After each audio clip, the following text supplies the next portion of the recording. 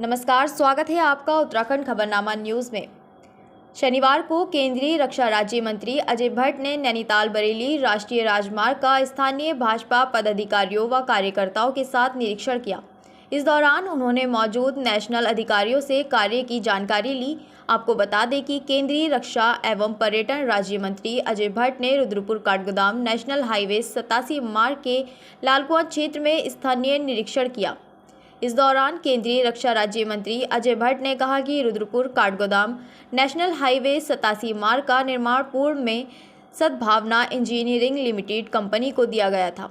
Company द्वारा सक्षम कार्य पूर्ण नहीं करने पर अब गाबर कंस्ट्रक्शन कंपनी को कार्य सौंपा गया है। उन्होंने कहा कि रुद्रपुर काठगोदाम नेशनल हाईवे 87 मार्ग का कार्य प्रारंभ हो गया है, जो दिसंबर 2023 तक पूर्ण हो जाएगा।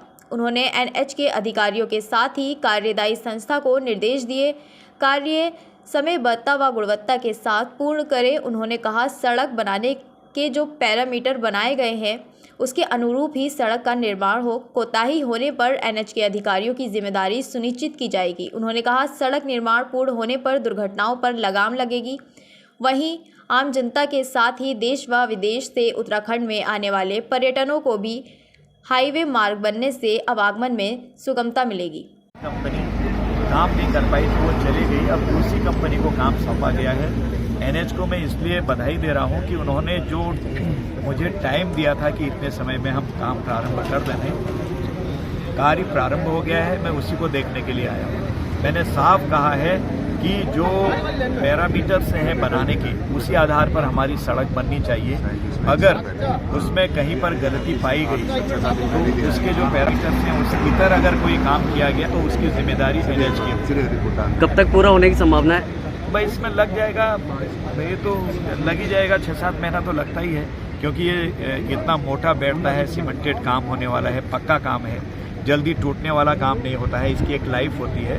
तो 4-5 महीने तो लग जाएंगे, लेकिन काम शुरू हो गया तो कोई बात नहीं। जहाँ काम शुरू होना एक बार बहुत आवश्यक था, उसके बाद तो काम रुकता नहीं है, कहीं रुकने नहीं देंगे। मैं बीच बीच में आके देखते भी रहूँगा, क्योंकि ये मेरा भी एक ड्रीम प्रोजेक्ट है। उत्तर प्रदेश तक, नेपाल बॉर्डर तक जाता है उत्तर प्रदेश होते हुए, और हमारे यहाँ ये मुनस्यारी तक, टनकपुर होते हुए देखा जाए तो सीधे आपके धारचूला तक लगाइए। अब तो लीपू लेक तक लगा लीजिए, क्योंकि मान सरोवर सड़क भी अब प्रारंभ हो गई। तो ऐसी लोक महत्व की जो सड़क है उसकी हालत बिल्कुल ठीक होनी चाहिए। लगना चाहिए कि ये एनएच है, हर प्रकार से उसके पैरामीटर्स क्या हैं उन पर ठीक खरा उतरना चाहिए। बीच में डिवाइडर ठीक बनने चाहिए, साइड में उसका जो विकास कार्य होता है वो ठीक से होना चाहिए, और उसमें जो सीमेंट कंक्रीट का अनुपात है उस अनुपात पर सड़क बननी चाहिए, क्योंकि ये बार बार नहीं बढ़ेगी।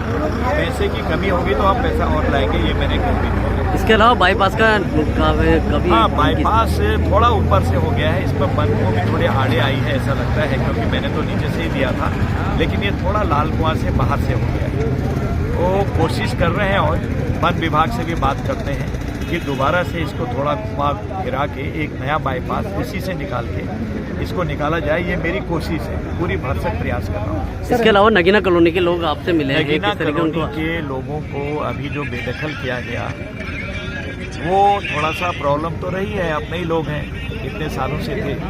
सही बात तो यह है कि इंक्रोचमेंट करते समय ही नहीं करने देना चाहिए। जब इंक्रोचमेंट हो जाता है धीरे धीरे हटाकर उनकी व्यवस्था भी हमको करनी होती है। लेकिन अब कैसे किया जाए? सब जगह चारों तरफ सड़कें अगर घिरी हुई हैं, थोड़ी बहुत रिलीफ मिल भी रहा था तो कोई हमारे यहाँ से माननीय उच्च न्यायालय में चले गए होंगे और उच्च न्यायालय से रिलीफ नहीं मिला, उसके बाद तो हम सबके हाथ भी बच गए और मुंह भी छिल गए, हम बोल नहीं सकते। नाम दानू सिंह बिष्टे मेरा, और जो सांसद जी को हमने ये जो पत्र दिया है जिसमें 200 मीटर तोड़ने का आदेश था और 50 मीटर क्या नाम है चौड़ाई का था नगीना कॉलोनी तोड़ने का आदेश। इसमें तोड़ा गया है 1000 लंबाई मीटर तोड़ दी गई है और इसमें 200 मीटर करीब चौड़ाई तोड़ दी गई है। इसमें 250 मीटर करीब चौड़ाई तोड़ी गई है। अब इसमें हमने पत्र जो दिया है अजय भट्ट जी को, इसमें ये लिखा हुआ है क्या नाम है 200 मीटर का कोर्ट से आदेश था और क्या नाम नहीं था आदेश, और 50 मीटर तोड़ने का चौड़ाई का आदेश था। इसमें तोड़ा गया है 200 मीटर और क्या नाम है तुम्हारा 1000 मीटर लंबाई तो तोड़ी। अभी क्या कहा सांसद जी ने? उन्होंने आसन दिया है, कुछ उन्होंने कहा कहीं देखेंगे। तो क्या लगता है बात से संतुष्ट हैं उनकी? बस संतुष्ट यही है, जब उन्होंने इतना कह दिया तो अब हो ही जाए। हम तो यही चाहेंगे इनको रहने की व्यवस्था कहीं हो जाए। लगभग कितने लोग ऐसे हैं जिन लोग जो अभी बेघर हो गए? कई लोग, 1000 लोग तो ऐसी पब्लिक बेचारी बेघर अपने बच्चों को लेके ऐसी वहीं पड़ी हुई है, पन्नी उन्नी डाल के अपनी व्यवस्था करके थोड़ी। और फिर रात में आरपीएफ वाले आ रहे हैं जिसमें रेलवे के, उसमें मारा जा रहा है। उनकी बात आपने बताई अभी सांसद जी को? उनको बताया गया है, सब बताया उनको, अजय भट्ट जी को, हमारे सांसद जी को उनको बताया गया है। नाम विजय लक्ष्मी चौहान है, मैं एडवोकेट हूँ। आज मैंने जो ज्ञापन दिया है हमारे माननीय आदरणीय सांसद जी को, अजय भट्ट जी को, उसका विषय है कि कल एक आदि पुरुष करके मूवी रिलीज़ हुई है, जो कि जिसमें कि हमारे सनातन धर्म को लेकर, हमारे पुरुषोत्तम श्री राम जी को कैरेक्टर को लेकर एक बहुत ही बेहुदा फिल्म बनाई गई है, जिसको सेंसर बोर्ड ने कैसे पास कर दिया हम ये समझ नहीं आया। उसमें ऐसे शब्दों का यूज़ किया है जो कि सुनने में भी अच्छा नहीं है, देखने में भी अच्छा नहीं है।